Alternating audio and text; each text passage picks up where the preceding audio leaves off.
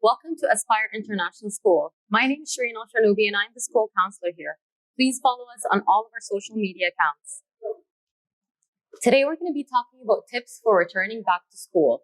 It's been a really long time since the kids have come back to school, and so a lot of the kids are feeling very anxious, and so are the parents. So some of the things that you can do are to validate your child's feelings. It's really easy for somebody to dismiss their kids' feelings without paying attention to it. So you can say things like, don't be silly if you feel sad. Or if they're really anxious, you can say there's nothing to be anxious about. But it's very important to validate their feelings and make the kid feel that it's okay for them to have the feelings that they do. Some ways that you can do this is to say things like, it's okay to feel this way, or how can I make it better? Or you can even share a story about your first day of school. So that's one thing you can do to make the butterflies go away for the first day of school. The other thing you can do is you can tell your child what to expect so that they're not going in not knowing what to expect. You can do this by talking about the routines. So you can tell them what they're expecting from school, what they're expecting after school, what their homeroom teacher's name is, who the kids in their classes are. And so the kid is aware of what they're going to be expecting in the school, and it's not like a huge surprise for them when they get to the school. You have to hype up the positives of the school, because what you're doing is you want to be pairing all the positive things with the school.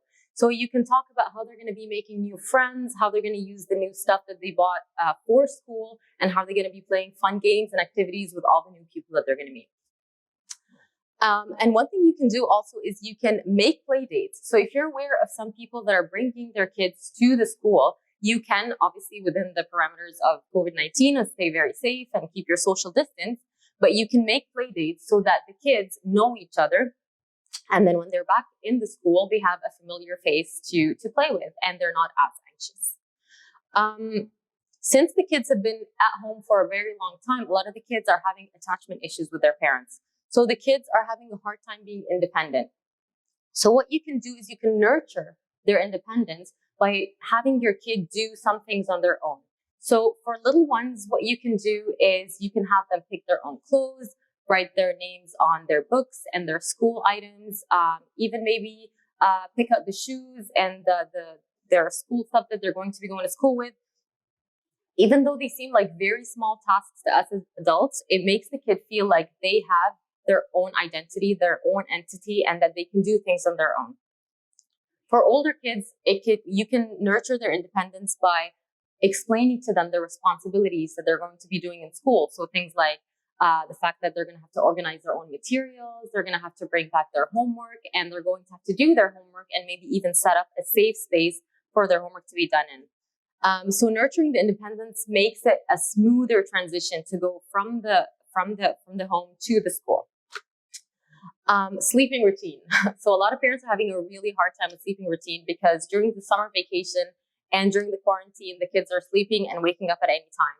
So it's very important to set a sleeping routine, but it's also very important to start a little bit earlier, because you don't want to have a huge shift from when the kid is sleeping right now to the time that they're supposed to be sleeping.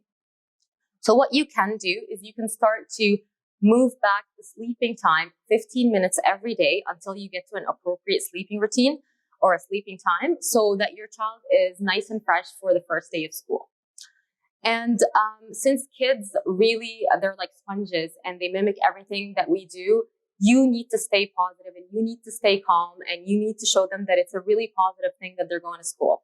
So don't forget to stay positive and definitely reward their good behavior. Thank you for joining us, and stay in tune for more tips.